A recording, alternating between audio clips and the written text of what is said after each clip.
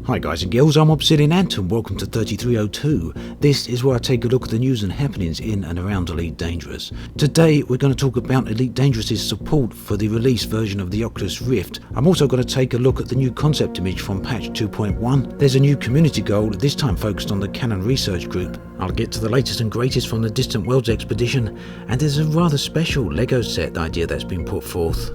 For some months now, there's been a little bit of doubt as to whether or not Elite Dangerous will support the final version of the Oculus Rift. The retail version, due to release on the 28th of March, will be made available with SDK 1.0. That's a software development kit that developers use to integrate their games with the Oculus Rift. As of right now, Elite Dangerous only supports SDK 0.6 and below. It doesn't support SDK 0.7 and above. And up until recently, there was no indication as to whether or not that Elite would actually support SDK 1.0, despite the fact that Frontier kept assuring us that they were working very closely with Oculus. As of last week though, Oculus actually made the announcement that Elite Dangerous will be a release game with the Oculus Rift and will be available on their store on the 28th of March. This means that, of course, Elite Dangerous will be supporting the Oculus Rift as well as SDK 1.0. It will also support Steam VR as well, meaning that you can launch your virtual reality supported Elite Dangerous directly from Steam. This news means that there will be 3 different versions of Elite Dangerous, the one available from the Frontier store. These 2 versions are of course the ones that have been always available up till now, and there will now be a 3rd version available directly from the Oculus store. Now, all players of the game, all owners of the game, will be able to access all 3 versions. Just like as of right now, if you buy the version from the Frontier store, for example, you can generate a Steam key. You'll also be able to generate an Oculus store key, which means you'll be able to download and access the Elite Dangerous directly from the Oculus store itself. Of course, all versions of the game will be supporting the Oculus Rift. You can launch it either from Steam or from your regular launcher. It just enables players to have all options available to them. Now, support for the Oculus Rift will be coming via a small client update that Frontier will be making available over the coming days or weeks. The question has also been asked as to whether this new version of Elite Dangerous will support the Oculus Rift DK2 or not. The last I saw on this, Frontier actually said that they were uncertain as to whether that would be the case, because obviously it depends on Oculus themselves supporting the DK2 with SDK 1.0.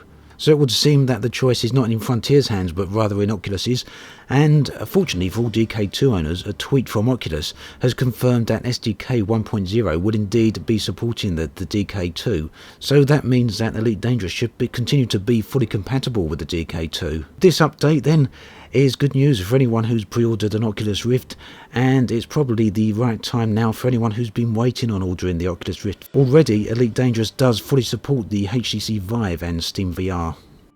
Friday's newsletter contained a new peak of the week, and this is the only information we have to go on as to updated content for patch 2.1 in the absence of continued dev updates from Michael Brooks. Now, the small paragraph or the small bit of information that come with this image stated that a commander approaching a wrecked ship on a planet's surface is getting ready to scan a data recorder for the valuable information it holds. So, of course, we don't know anything more than that. It may simply be a case that you scan these data recorders here and get a credit voucher, just like we do when we scan other things on planets at the moment. That would be a little bit of a letdown in my opinion, so hopefully scanning these unlocks a mission or further content or maybe something like that. Seeing the crashed T9 in the background there really is inspiring, and I hope to see more of those wrecks on planetary surfaces in the future. At the moment they're of extreme rarity, and as far as I know there's only crashed anacondas down on the planet. I don't think anyone's yet found a wrecked T9, but do correct me if I'm wrong on that. And let's hope that all of this brings a lot of new content to the surface gameplay for Horizons. Now, here's something you don't see every day. This is an Elite Dangerous SRV built from LEGO. It was designed and built by Joe Hogan, who is the lead sound designer on Elite Dangerous, who works at Frontier. And he posted a bunch of images to Twitter of his design. Since then, the LEGO set has since been submitted to the LEGO Ideas website.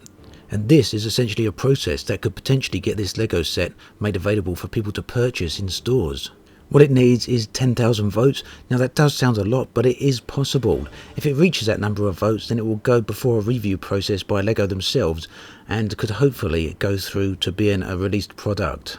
So that means it needs as many votes as possible. There's a link below to the LEGO Ideas website. If you head there and if you feel so inclined, you can vote on it.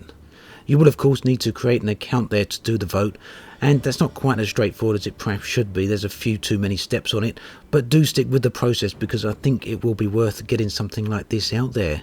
It's an awesome piece of work by Joe Hogan, and I for one would certainly love to buy one and build it. There's a new community goal underway, and this one is to help construct an outpost for Canonn research. The Canonn group have released quite a bit of backstory to this, and it's all rather interesting, so do go check that out. I've listed both the community goal as well as their backstory in the video description below. The requirement for this community goal is for players to mine palladium. The more palladium mined, the better the resultant outpost is actually going to be. So hopefully players will gather together on this and continue to mine as much as possible. From a personal perspective, I think it's really great to see Frontier continue to support community goals that are allowing the players to construct outposts, stations and surface outposts in this game. I might not have looked quite hard enough, so I don't know yet whether this Canonn community goal is actually for a space-bound outpost or a surface-bound outpost, but I'm sure the details are out there. The community goal did begin on the 10th of March, but hopefully there's still quite a few more days left to run on it, and if so, do go head out that way. I know I certainly want to get involved in giving a hand to the construction of this latest outpost. The Distant Worlds expedition continues apace, and you may have seen from my latest video that at the last waypoint, waypoint 18, we all got involved in a rather epic but somewhat deadly mountain climb. If you haven't seen that video yet, I've linked it below for you to check out. It was pretty amazing actually. A lot of commanders unfortunately lost their SRV on the ascent to this 15-kilometer mountain, but a few did actually make it, so check out that video and you can see just how that went down. Now there are 23 waypoints in total for this expedition, and players are just approaching waypoint 19.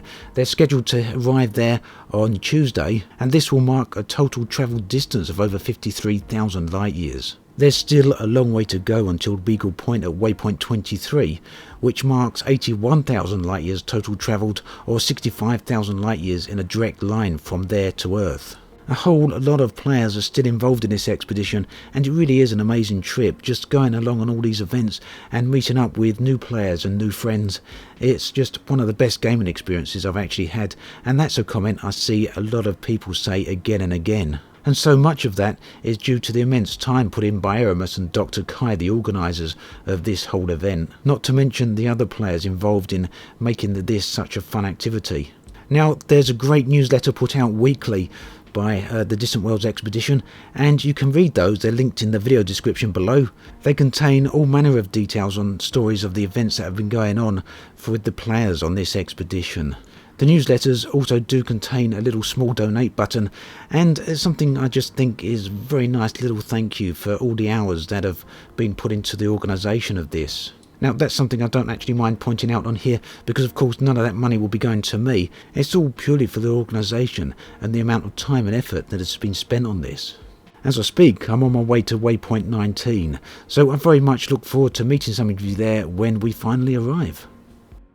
The output of quality Elite Dangerous videos from the community continues to be absolutely amazing. These ones here by Commander Josh Hawkins contain phenomenal footage on exploration, and his way of narration just keeps me on the edge of my seat all the time. Lovely stuff and really worth watching. It currently has 7 parts to his Exploring the Milky Way series, and I've linked the playlist to this series in the video description below. If this at all sounds interesting to you, do go check him out. I don't think you'll be even one bit disappointed. And that brings us to the end of this episode of 3302. As always, thanks for watching, and I'll catch you guys and girls next time.